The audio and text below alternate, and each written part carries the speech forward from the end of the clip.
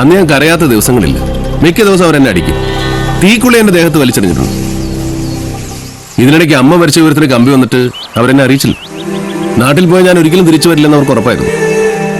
സഹിക്ക വയ്യാതായപ്പോ ഒളിച്ചോടി. ആ യാത്ര അവസാനിച്ചത് ജയിലിൽ. അച്ഛൻ എന്നെ തിരക്കി നാഗാലാൻഡിൽ പോയിരുന്നെന്ന് പിന്നീടാണ് അറിഞ്ഞത്. ആ കുരുത്തം കെട്ടവൻ എവിടെയോ പോയി തുലഞ്ഞു കാണുമെന്ന് അച്ഛനോട് അവർ പറഞ്ഞു.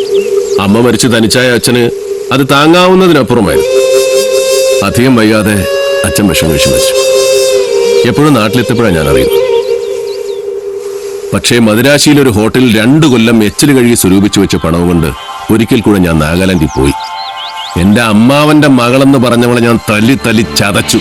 അവളുടെ മൂക്കിന്റെ പാലം ഞാൻ ചവിട്ടി അരച്ചു. എതിരാളിയെ ആക്രമിക്കാൻ ശീലിച്ചത് അന്ന് മുതൽക്കായിരിക്കണം. അപ്പൊ അച്ഛനെ പറ്റി അന്ന് എന്നോട് പറഞ്ഞതൊക്കെ?